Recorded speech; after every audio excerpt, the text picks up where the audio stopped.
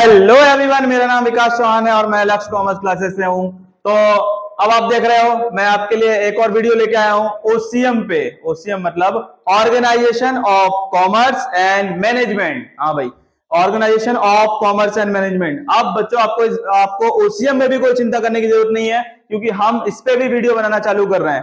ठीक है, अब सबसे पहला चैप्टर उसमें क्या आता है कि प्रिंसिपल ऑफ मैनेजमेंट पहला चैप्टर है। इसमें बहुत इंपॉर्टेंट क्वेश्चन है। मैं सारे क्वेश्चन इजीली कराऊंगा, बिल्कुल चिंता नहीं करना है, बस लास्ट तक जुड़े रहना आप लोग। ठीक है, और हमारा मोटिवेशन याद है, थोड़ा लाइक सब्सक्राइब यार कर देंगे, मजा आ जाएगा। ठीक है, अब यहाँ पे देखो प्रिंसिपल ऑफ मैनेजमेंट होता क्या है यार। प्रिंसिपल ऑफ मैनेजमेंट होता क्या है? मैनेजमेंट जो वर्ड है मतलब कि कोई भी चीज मैनेज करना, टू मैनेज। अब मैनेज करने के लिए यहां पे हमको चाहिए मैनेजर। क्या मैनेज करना है? ऑर्गेनाइजेशन को मैनेज करना है, किसी भी चीज को मैनेज करना है। तो मैनेज करने के लिए यहां पे हमने दो कलाकारों को बुलाया था। एक कलाकार का नाम है भाई हेनरी फ्योल, हेनरी फ्योल, और दूसरा कलाकार है उसका नाम क्या है भाई? F.W. टेलर। क्या लिखा मैंने? F.W. टेलर। पहले वाला कलाकार अपना कौन है? हेनरी फ्योल, दूसरा है F.W. टेलर। ये दोनों ने बताया अपने अंदाज में कि आपको कैसे ऑर्गेनाइजेशन को चलाना है, कैसे संभालना है। भाई अब इन दोनों की बातें भाई सत्य है तो इनको पढ़ना पड़ेगा अपने को। अब दोनों को नाम तो दे दिया हमने, टाइटल दिया है। ये भाई साहब को हमने दिया है, हेनरी फ्योल को टाइटल दिया है कि आप हो फादर ऑफ मॉडर्न मैनेजमेंट। क्या नाम दिया हमने? Father of modern management, modern management. ठीक है, और F.W. Taylor, Frederick Winslow Taylor, इसको हमने क्या नाम दिया है कि आप हो भाई फादर ऑफ साइंटिफिक मैनेजमेंट। मतलब ये थोड़ा सा साइंटिफिक तरीके से चलता है, साइंटिफिक मैनेजमेंट। ठीक है, दोनों को टाइटल दे दिया हमने। अब हेनरी फ्योल को भी पढ़ना है अपने को और F.W. को भी पढ़ना है अपने को। हेनरी फ्योल के प्रिंसिपल जो है वो है 14 प्रिंसिपल है, और F.W. टेलर के टोटल है 7 प्रिंसिपल। ठीक है, अभी दोनों में से कोई भी आ सकता है भाई, बोर्ड में कुछ नहीं कह सकते, पर चांसेस ज्यादा हमेशा हेनरी फ्योल का होता है, ज्यादा चांसेस हेनरी फ्योल का होता है। ठीक है, अच्छा ये जो प्रिंसिपल है इन पे आऊंगा मैं बाद में। ठीक है, इन पे आऊंगा मैं बाद में। अब थोड़ा सा ऊपर चलते हैं, मैं डायरेक्ट पहले नेचर पे आ जाता हूं। हाँ भाई, मैंने बोला था नेचर पे चलते हैं, तो अब आ गया भाई हमारा nature of principle of management. क्या होता है देखते हैं। सबसे पहला वाला पॉइंट आ गया है यूनिवर्सल एप्लीकेशन। दिख रहा है आपको? Universal application. यार यूनिवर्सल एप्लीकेशन मतलब क्या होता है कि जो F.W. टेलर ने जो प्रिंसिपल दिए, जो हेनरी फ्योल दे रहा है, ये दोनों हम लोग हर जगह एप्लीकेबल कर सकते हैं, मतलब हर जगह अप्लाई कर सकते हैं हम लोग। ये जो प्रिंसिपल है हमारे, ये हम लोग कहीं भी किसी भी ऑर्गेनाइजेशन में क्या कर सकते हैं? अप्लाई कर सकते हैं। तो इसलिए मैं इसको बोल रहा हूं यूनिवर्सल एप्लीकेशन। चलो भाई नेक्स्ट ऊपर देखते हैं। ऊपर आ गया अपना जनरल गाइडलाइन। गायब हो गया? चलो भाई लेके आओ, वापस लेके आओ। हाँ लेके आओ भाई, गायब नहीं होना चाहिए, बोर्ड से आ रहे हैं। लेके आओ भाई वापस।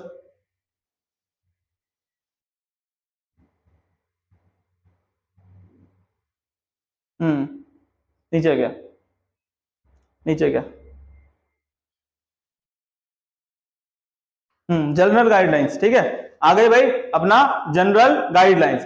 अब जनरल गाइडलाइंस क्या है कि जो हमारे जो प्रिंसिपल्स हैं, हमारे जो प्रिंसिपल हैं, ये एक ऐसा है कि कोई भी अगर प्रॉब्लम हुई है ऑर्गेनाइजेशन में, अगर ऑर्गेनाइजेशन में कोई प्रॉब्लम है, इसे सॉल्व करने के लिए हम लोग ये प्रिंसिपल को यूज कर सकते हैं इजीली। मतलब कि जो गाइडलाइन है वो कहीं भी आप अप्लाई करो, यूनिवर्सल हो गया। आपको अगर कुछ पता नहीं है तो आप इसको भी अप्लाई कर सकते हो, मतलब हर जगह अप्लाई हो रहा है। इसको मैं जनरल गाइडलाइंस बोल रहा हूं। तो ये हो गया अपना जनरल गाइडलाइंस। नेक्स्ट पॉइंट देख लेते हैं भाई। ये जितने भी प्रिंसिपल है, ये जितने भी प्रिंसिपल है, ऐसा नहीं है कि हेनरी फ्योल बहुत बड़ा आदमी उसने बोल दिया तो कर दिया, नहीं। ये जो प्रिंसिपल है हमारे, ये जो हमारे प्रिंसिपल हैं, ये हमने पहले प्रैक्टिस किया है, हमने एक्सपेरिमेंट किया है। ये प्रिंसिपल को हमने प्रैक्टिस किया है, एक्सपेरिमेंट किया है, तब जाके ये फॉर्म्ड हुए हैं। मतलब all principles are formed by practice and experiment. Next point क्या है अपना? फ्लेक्सिबिलिटी। फ्लेक्सिबिलिटी भाई, फ्लेक्सिबिलिटी मतलब क्या होता है? Changes according to the situation. जो आपके ऑर्गेनाइजेशन में सिचुएशन है उसके हिसाब से आप इसमें क्या कर सकते हो, चेंजेस कर सकते हो। इन प्रिंसिपल्स में जो आपको अप्लाई करना है वो प्रिंसिपल आप अप्लाई कर सकते हो अकॉर्डिंग टू योर सिचुएशन। इसको बोलते हैं हम लोग फ्लेक्सिबिलिटी। नेक्स्ट आया अपना बिहेवियरल इन नेचर। भाई ये जो है मैनेजमेंट, जो अपने प्रिंसिपल्स की बात कर रहा हूं मैं, ये एक अकेले आदमी की तो बात है नहीं।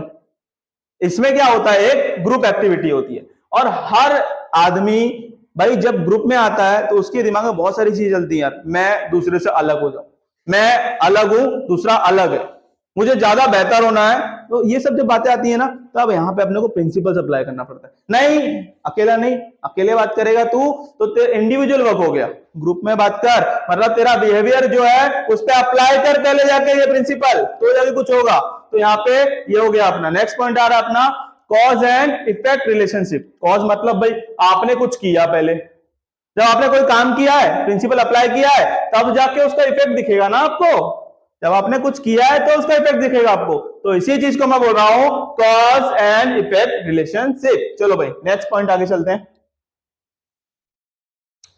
सेवेंथ वाला है अपना all principles are of equal importance. मतलब कि जितने भी प्रिंसिपल हैं इसमें कोई ज्यादा बड़ा कोई ज्यादा छोटा ऐसा कुछ नहीं है।